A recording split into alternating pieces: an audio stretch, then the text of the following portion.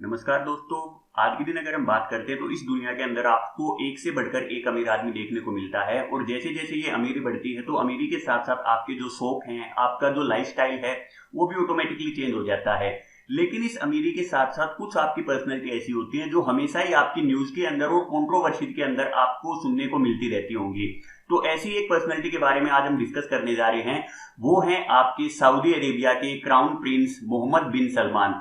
तो आज हम इन्हीं की जो आपकी फैमिली है, इनके कैरियर, इनकी लग्जरियस जो आपकी लाइफस्टाइल है और इनसे रिलेटेड जितनी भी कंट्रोवर्सीज हैं उन्हीं के बारे में डिटेल में डिस्कस करेंगे। तो स्वागत है आप सभी का मेरे YouTube channel GS bye NS में। मैं आशा करता हूं कि आप सभी बहुत बढ़िया से अपनी लाइफ और हेल्थ को एंजॉय कर रहे हो।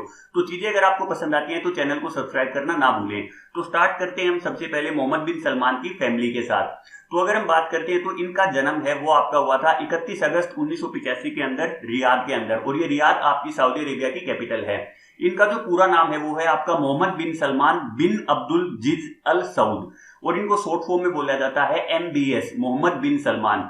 अब अगर इनकी फैमिली में हम बात करते हैं तो फैमिली में सबसे पहली पर्सनैलिटी है इनके फादर, जिनका जो आपके आज के दिन सऊदी अरेबिया के किंग है, और उनका नाम है आपका फैजल बिन सलमान। इनकी मदर का नाम है आपका फहदा बिन फलाह अल हथलीन। उसके बाद अगर हम बात करते हैं तो 2008 में इनकी शादी हुई थी और इनकी वाइफ का नाम है सारा बिन मसूर अल सऊद। इनके आज के दिन आपके 3 बेटे हैं और 2 बेटियां हैं। अगर हम बात करते हैं तो ये टोटल आपके 12 भाई बहन आपको देखने को मिलते हैं। अब हम बात करते हैं इनके कैरियर के बारे में। तो बाय प्रोफेशन आपके जो मोहम्मद बिन सलमान हैं वो आपके एक पॉलिटिशियन और लॉयर हैं। 2007 में इन्होंने ग्रेजुएशन की डिग्री पूरी की थी लॉ से, तो इसी वजह से ये आपके लॉयर हुए। अब हम बात करते हैं तो 2007 में जैसे ही इन्होंने अपनी डिग्री कंप्लीट की थी तो ग्रेजुएशन को कंप्लीट करते ही इन्होंने आपके जो सऊदी अरेबिया का कैबिनेट एक्सपर्ट कमीशन है उसके अंदर एज ए कंसल्टेंट के तौर पे इन्होंने अपना जो कैरियर है वो स्टार्ट किया और वहां पर इन्होंने 2 साल तक अपना काम किया। उसके बाद जैसे ही इनके फादर को रियाद का गवर्नर बनाया जाता है 2009 के अंदर, तो ये अपनी जो आपकी कंसल्टेंट की जॉब है वहां से रिजाइन दे देते हैं और अपना जो पॉलिटिकल कैरियर है उसको स्टार्ट करते हैं। अब 2011 में आके इनके जो दादाजी हैं किंग अब्दुल अजीज, उनकी मौत हो जाती है और उसके बाद इनके फादर को तो किंग घोषित कर दिया जाता है, और इसके फादर के साथ ही जो आपके मोहम्मद बिन सलमान हैं इनको डिप्टी प्राइम मिनिस्टर और आपका जो डिफेंस मिनिस्टर है सऊदी अरेबिया का वो आपको बना दिया जाता है। आज के दिन अगर हम बात करते हैं तो इनकी जो पूरी गवर्नमेंट है सऊदी अरेबिया की तो उसको कंट्रोल है वो आपके यही करते हैं। तो आपके इनके जो फादर हैं वो एज ए किंग हैं, लेकिन जो डी फैक्टो अथॉरिटी है वो इन्हीं को बोला जाता है, और 2017 के अंदर इनको क्राउन प्रिंस भी घोषित कर दिया गया था। तो आज के दिन हम इनडायरेक्टली बोल सकते हैं कि जो आपके सऊदी अरेबिया, या अगर मैं बोलना चाहूं पूरे मिडल ईस्ट रीजन के अंदर जो सबसे मोस्ट पावरफुल पर्सनैलिटी है तो वो आपकी यही है, मोहम्मद बिन सलमान। अब हम बात करते हैं इनके लग्जरियस लाइफस्टाइल की। तो अगर मैं बात करना चाहूं तो इनकी जो इंडिविजुअल नेट वर्थ है वो आपकी कि 30 लाख करोड़। आप समझ सकते हो कि 30 लाख करोड़ एक कितना बड़ा अमाउंट होता है। तो जब इतना ज्यादा पैसा है तो आप समझ सकते हो कि उसी हिसाब से इनका जो लाइफस्टाइल है वो भी बिल्कुल ही लग्जरियस होगा। आपका बहुत आलीशान जीवन आपका जीते हैं। अगर हम बात करते हैं तो वर्ल्ड के अंदर जितनी भी जो आपकी मेजर कंट्रीज हैं, जैसे हम बात करते हैं फ्रांस, स्विट्जरलैंड, इंग्लैंड, मोरक्को, आपका सऊदी अरब, हर एक कंट्री के अंदर इनका आपको आलीशान जो घर है वो देखने को मिल जाएगा। और इनके जितने भी जो आपकी टोटल प्रॉपर्टी है उसका एस्टिमेट लगाया जाता है कि इनके पास 2 लाख करोड़ की जो प्रॉपर्टी है वो आपको देखने को मिलेगी। और जितने भी आपके घर हैं तो उनके अंदर आपको जितनी भी जो आपकी मॉडर्न फैसिलिटी है, जैसे इंडोर स्विमिंग पूल हो गया, ऑडिटोरियम हो गया, मूवी थिएटर हो गया, पार्टी हॉल्स हो गई, लग्जरियस बाथरूम हो गया, हेलीपैड, लाइब्रेरी और बहुत से नंबर ऑफ सर्वेंट है वो आपको वहां पे देखने को मिलते हैं। इनके पास आपकी जो प्राइवेट योच है कि उनकी जो कीमत है आज के दिन वो है आपकी 2800 करोड़ रुपए, और ये मैं इंडियन रुपीज की बात कर रहा हूं, ये डॉलर के अंदर नहीं है। 2800 करोड़, तो आप समझ सकते हो कितना बड़ा अमाउंट है। इतने अमाउंट की तो इनके पास सिर्फ ये प्राइवेट योच है इनकी। उसके बाद अगर हम बात करते हैं तो इनके पास अपने खुद के 4 प्राइवेट जेट हैं, और हर एक प्राइवेट जेट की जो कीमत है वो आपकी 500 से लेके 700 करोड़ रुपए बताई जाती है। अब हम बात करते हैं तो जो लग्जरियस कार हैं, जितनी भी आपकी जो मेजर कंपनीज हैं, जैसे आपका Mercedes, Lamborghini, Bentley, Bugatti, range rover, सभी जो गाड़ियां हैं वो इनके पास हैं। और ये माना जाता है कि आज के दिन जो इनके पास जितनी भी कार इनके पास खड़ी हैं, तो उन सभी का जो टोटल एस्टिमेट प्राइस है वो है आपका 2000 करोड़ रुपए। तो इससे आप समझ सकते हो कि कितनी लग्जरियस लाइफ है जीते हैं। अब अगर हम बात करते हैं तो लास्ट ईयर आपका न्यूयॉर्क टाइम्स के अंदर एक मैगजीन छपी थी और उस मैगजीन के अंदर बोला गया था कि वहां पर एक एग्जीबिशन चल रहा था, पेंटिंग एग्जीबिशन। तो वहां से इन्होंने एक फ्रांस के अंदर से जो पेंटिंग एग्जीबिशन है वहां से एक पेंटिंग खरीदी थी और उस पेंटिंग की कीमत बताई जाती है $45 मिलियन। आप इसको इंडियन रुपीज में कन्वर्ट कर सकते हो। तो जब इतनी बड़ी प्राइस की एक पेंटिंग खरीद रहे हैं तो आप इनकी जो नेटवर्थ है आप उसका आइडिया लगा सकते हो। उसके बाद आपको मैं एक मतलब इनसे रिलेटेड एक छोटी सी कंट्रोवर्सी बोल सकते हो, बट ये रियलिटी है। आपकी ने एक पर्सनैलिटी का नाम सुना होगा, अमेरिकन जो आपके टीवी सीरियल के अंदर काम करती है और वहां पर एक मॉडल भी है जिनका नाम है आपका किम कार्डिशियन। तो उनके हस्बैंड ने एक बार ट्विटर के ऊपर आपके पब्लिकली बोल दिया था कि आज के दिन मेरे ऊपर 100 करोड़ रुपए का लगभग कर्ज है, और अगर आपका जो गूगल का सीईओ है या फिर आपका जो फेसबुक का जो मार्क जुकरबर्ग है, अगर वो आगे मेरी हेल्प करना चाहते हैं तो मैं इसमें संकोच नहीं करूंगा। तो ये आपकी जो स्टेटमेंट आई थी ट्विटर के ऊपर, ये थे आपके किम कार्डिशियन के हस्बैंड की। लेकिन उनकी स्टेटमेंट के बाद आपके जो मोहम्मद बिन सलमान हैं, इन्होंने पब्लिकली बोल दिया था एक प्रेस कॉन्फ्रेंस के दौरान कि अगर किम कार्डिशियन मेरे पास एक रात के लिए आती है तो मैं उनका जितना भी कर्ज है 100 करोड़ रुपए का उसको मैं चुका दूंगा। तो आप समझ सकते हो कितने अय्याश किस्म के आदमी हैं आपके। लेकिन इसकी वजह से इनको बहुत ही ज्यादा इंटरनेशनल जो आपकी मीडिया है वहां पर बहुत ज्यादा इनको कंट्रोवर्सी झेलनी पड़ी थी और बोला गया था कि ये जो इंसल्ट है ये आपके पूरे वर्ल्ड की जो वोमेन है उनकी इंसल्ट मानी जाएगी। अब हम बात करते हैं इनसे रिलेटेड जो बाकी अदर कंट्रोवर्सीज हैं उनके बारे में। तो सबसे पहले तो अगर हम बात करते हैं तो जो आपका वेस्टर्न वर्ल्ड है तो वो वेस्टर्न वर्ल्ड इनको बुलाता है रूथलेस रिफॉर्मर। रूथलेस वर्ड है वो किस लिए यूज किया जाता है, ये बोला जाता है कि 2017 के अंदर जैसे ही मोहम्मद बिन सलमान को क्राउन प्रिंस घोषित किया गया था तो इन्होंने क्राउन प्रिंस बनते ही आपका पब्लिकली आके एक स्टेटमेंट दी थी और उसमें बोला था कि I confirm to you all, no one will survive in corruption case whoever he is, even if he is a prince or a minister। तो ये स्टेटमेंट आप समझ सकते हो कि करप्शन को लेके ये कितने ज्यादा आपके अग्रेसिव हैं। और आप समझ भी सकते हो कि इसके बाद आपके जो अगले 5 साल हैं अब तक वहां से कोई भी जो करप्शन का मुद्दा है वो अब तक सऊदी अरेबिया में आपको देखने को नहीं मिला है। उसके बाद अगर हम बात करते हैं रूथलेस, तो इनकी स्टेटमेंट की वजह से इनको बोल दिया गया। अब रिफॉर्मर की अगर हम बात करते हैं तो रिफॉर्मर आप बोल सकते हो कि आज के दिन इनको most social progressive leader of Saudi history बोला जाता है। मोस्ट सोशल प्रोग्रेसिव क्यों बोला जाता है, क्योंकि आज के दिन इन्होंने वोमेन के लिए, वोमेन राइट्स के लिए इन्होंने बहुत से ऐसे अपने स्टेप लिए हैं।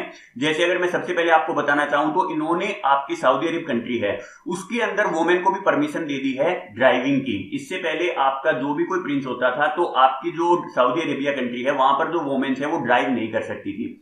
उसके बाद सेकंड अगर हम बात करते हैं तो इन्होंने यहाँ पर जो मेल गार्डियनशिप सिस्टम है, ये सिस्टम क्या होता है कि इसके अंदर अगर कोई भी औरत है वो आपका बाजार में जाना चाहती है तो उसके साथ कोई ना कोई मेल पर्सनैलिटी का होना बहुत ज्यादा जरूरी है।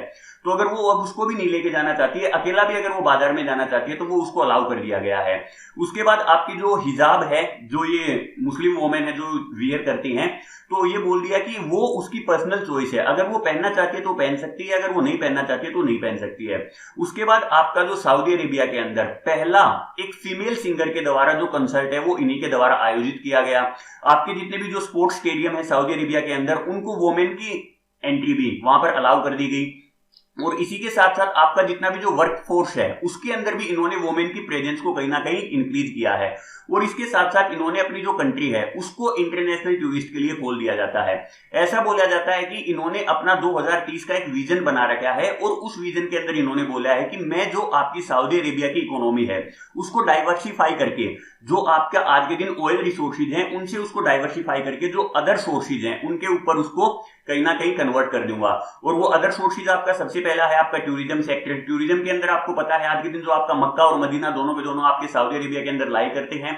और आपके जितने भी मुस्लिम कम्युनिटी है उनमें बोला जाता है कि उनको हज की यात्रा, तो बेसिकली वो मक्का और मदीना के अंदर ही आपके जाते हैं।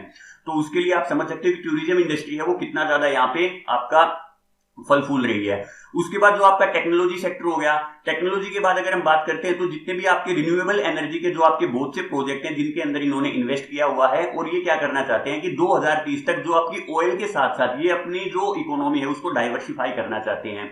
अब हम बात करते हैं तो ये भी बोला जाता है कि ये अपना खुद का इस टेक्नोलॉजी के बलबूते पर अपना खुद का न्यूक्लियर वेपन भी बना रहे हैं, लेकिन जो गवर्नमेंट है वो इस चीज के बारे में ऑलमोस्ट रिफ्यूज ही कर देती है। अब हम बात करते हैं इनके बारे में जुड़ी सबसे बड़ी कंट्रोवर्सी। तो आपने जरूर, अगर कोई पिछले टाइम से अगर न्यूज को फॉलो करता आ रहा है, इंटरनेशनल न्यूज को, तो उन्होंने एक पर्सनैलिटी है जमाल खशोगी, तो इनके बारे में जरूर सुना होगा। ये बेसिकली आपके एक जर्नलिस्ट थे और ये बोला जाता है कि ये आपके मोहम्मद बिन सलमान के बारे में कुछ गलत लिख दिया था इन्होंने। तो मोहम्मद बिन सलमान ने इस्तांबुल के अंदर जाके इनका मर्डर करवा दिया गया था। कुछ तो ये बोलते हैं कि इनका नेचुरल डेथ हुआ था, कुछ ये बोलते हैं कि मोहम्मद बिन सलमान ने इनको मरवाया है, लेकिन उनकी जो डेथ है वो कहीं ना कहीं इनके साथ ही जोड़ी जाती है, इनके नाम के साथ। उसके बाद जो अदर कंट्रोवर्सी इनके साथ जुड़ी हुई है वो है आपका कतर डिप्लोमेटिक क्राइसिस। ये बोला जाता है कि एक बार कतर के साथ इनकी कुछ कहासुनी होगी थी, पूरी की पूरी कंट्री आप समझ सकते हो। तो कंट्री इन्होंने जब उनको बैन किया तो उसी के साथ साथ आपकी जो अदर कंट्री हैं जो आपकी अरब रीजन के अंदर पड़ती है, जैसे आपका यूएई, बहरीन, इजिप्ट, जॉर्डन, इन सभी कंट्री ने भी अपने जो डिप्लोमेटिक रिलेशन है कतर के साथ वो कहीं ना कहीं खत्म कर दिए थे और ये बोल दिया था कतर को कि अब आप अपनी जितने भी जो प्लेन्स हैं और शिप हैं उसके लिए आप ना तो हमारा एयर स्पेस यूज कर सकते हो और ना ही हमारे जो सी रूट है उनका यूज कर सकते हो। और आज के दिन जो आपकी कतर है वो सिर्फ और सिर्फ आपकी जो लैंड के थ्रू सऊदी अरेबिया को टच करती है, तो लैंड रूट भी उनके यहाँ पे ब्लॉक कर दिए गए थे। तो आप समझ सकते हो कि पूरा का पूरा जो आपका कतर डिप्लोमेटिक क्राइसिस है वो आपका अराइज हो गया था वहां पे। बात करते हैं तो अदर जो कंट्रोवर्सी है, यहां तक बोला जाता है कि आपके जो लेबनान कंट्री है तो उस कंट्री के जो आपके प्राइम मिनिस्टर हैं जिनका नाम है आपका साद हरारी, उनको भी इन्होंने मतलब कि डिटेंट कर दिया था, डिटेंशन कर दिया था। डिटेंशन का मीनिंग क्या है, उनको हाउस अरेस्ट कर दिया था। तो आप समझ सकते हो कि किसी दूसरी कंट्री के प्राइम मिनिस्टर को हाउस अरेस्ट करवाना तो वो कितनी ज्यादा मतलब कि बड़ी चीज है। तो आप इनसे इनकी पावर का जो अंदाजा है वो लगा सकते हो। उसके बाद अगर हम बात करते हैं तो जो आपका कनाडा कंट्री है, जो आपका यूएसए की जो बिल्कुल नेबरिंग कंट्री है, तो वहां पर ये बोला गया है कि वहां के जो आपके डिफेंस मिनिस्टर थे कनाडा के, जो आपके सॉरी डिफेंस मिनिस्टर नहीं, वो थे आपके फॉरेन अफेयर मिनिस्टर, तो उन्होंने एक ट्विटर के ऊपर स्टेटमेंट लिख दी थी और स्टेटमेंट के अंदर उन्होंने क्या बोला है कि जो आपका सऊदी अरेबिया है इसके अंदर कहीं ना कहीं जो आपके ह्यूमन राइट एक्टिविस्ट हैं उनको बहुत अच्छे से ट्रीट नहीं किया जाता है। तो इस वजह से अब इन्होंने क्या किया, इस छोटी सी स्टेटमेंट की वजह से पूरा जो आपकी कंट्री है, और आज के दिन जो सऊदी अरेबिया है ये आपकी सेकंड एक्सपोर्टर थी कनाडा की, तो उनके साथ इन्होंने अपने पूरे के पूरे जो डिप्लोमेटिक रिलेशन है वो कहीं ना कहीं एक बहुत हद तक खत्म कर दिए थे। तो आप समझ सकते हैं छोटी सी स्टेटमेंट के ऊपर किसी कंट्री के साथ अपने डिप्लोमेटिक रिलेशन को खत्म कर देना कितनी बड़ी चीज होती है। उसके बाद ये बोला जाता है कि यमन के अंदर आज के दिन आपको पता ही होगा कि सऊदी अरेबिया है वो आपका वॉर कर रहा है, और इस वॉर का जो आर्किटेक्ट है वो वेस्टर्न मीडिया इन्हीं को बताता है। और उसी वजह से आज के दिन जो आपका यमन के अंदर बहुत ही ज्यादा ह्यूमैनिटेरियन जो क्राइसिस है और वहां पर एक बहुत ही ज्यादा भुखमरी की हालत है वो आपकी अराइज होगी है। तो यहाँ पर भी आपके जो ह्यूमन राइट है इसकी वजह से भी कहीं ना कहीं इनकी जो इमेज है उसके ऊपर आपका दाग लगता है। अब हम बात करते हैं कि इन्होंने एक जो इनसे रिलेटेड जो कंट्रोवर्सी है, इन्होंने क्या किया था कि आपके जितने भी जो आपके सऊदी अरेबिया के अंदर अरबपति हैं और जितने भी सऊदी के जो राजकुमार हैं उनको भी इन्होंने एक होटल के अंदर अरेस्ट कर लिया था। और उसके अरेस्ट करने के साथ साथ ये बोला जाता है कि 2020 के अंदर इनके जो चचेरे भाई हैं या इनके जो मतलब कि जो अपोनेंट हैं, जो इनके प्रतिद्वंदी हैं, वो हैं आपके मोहम्मद बिन नायक, तो उनके खिलाफ भी इन्होंने देशद्रोह का मामला लगा के उनको जेल में बंद कर दिया था। तो आप समझ सकते हो कि अगर कोई इनके खिलाफ आवाज भी उठाता है तो उसकी देखो ये क्या हालत हो रही है। और उसके बाद फाइनली जो आपका सबसे लेटेस्ट जो इनके बारे में कंट्रोवर्सी निकल के आ रही है वो हो रही अमेरिका के जो राष्ट्रपति हैं जो बिडेन, तो उन्होंने अभी अभी मिडिल ईस्ट कंट्रीज की आपकी एक टूर किया था और उस टूर के अंदर वो क्या थे, आपके यहाँ पर सऊदी अरेबिया के अंदर भी गए थे। तो सऊदी अरेबिया के अंदर उन्होंने कहीं ना कहीं जब हम दो पर्सनैलिटी आपस में मिलते हैं तो हम कहीं ना कहीं आपका फिस्ट पंप करते हैं, एक दूसरे के साथ आपका हाथ से हाथ को टकराते हैं। तो उन्होंने भी, जो बिडेन ने भी आपका क्या किया, मोहम्मद बिन सलमान के साथ आपका फिस्ट पंप किया और उसकी वजह से उनका जो आपका यूएसए की जो मीडिया है वहां पर जो बिडेन का आपका बहुत ही ज्यादा इंसल्ट की गई। इंसल्ट क्यों की गई, क्योंकि जब कैंपेनिंग हो रही थी इलेक्शन की राष्ट्रपति के लिए अमेरिका के अंदर, तो उन्होंने बोला था कि जमाल खशोगी जो आपके जर्नलिस्ट, मैंने अभी अभी जिनका नाम थोड़ी पहले बताया था आपको, तो उनकी जो डेथ में अगर मोहम्मद बिन सलमान का हाथ मिला तो मैं इनको बहुत ही ज्यादा मतलब कि इनके ऊपर कुछ स्ट्रिक्ट एक्शन लूंगा, आपकी जो पूरी कंट्री है उनके ऊपर भी मैं स्ट्रिक्ट एक्शन लूंगा। लेकिन उनकी उसके बारे में तो बात अलग ही रही। उन्होंने यहाँ पर आके क्या किया, इनके साथ फिस्ट बम्प कर लिया, तो जिसकी वजह से उनकी भी वहां पे बहुत ही ज्यादा आपकी इंसल्ट हुई आपकी जो अमेरिकन मीडिया है। तो ये थी आपकी कुछ रिलेटेड कंट्रोवर्सी जो आपकी मोहम्मद बिन सलमान से जुड़ी हुई हैं। तो आप बता सकते हो चीजें आपको कैसी लगी। अगर चीजें पसंद आती हैं तो चीजों को लाइक करना ना भूलें। आप चैनल को शेयर भी कर सकते हो और सब्सक्राइब करना ना भूलें। तो इसी के साथ हमारी डिस्कशन को हम यहीं पे खत्म करते हैं। मिलते हैं हमारी नेक्स्ट डिस्कशन में, तब तक के लिए thank you and take care.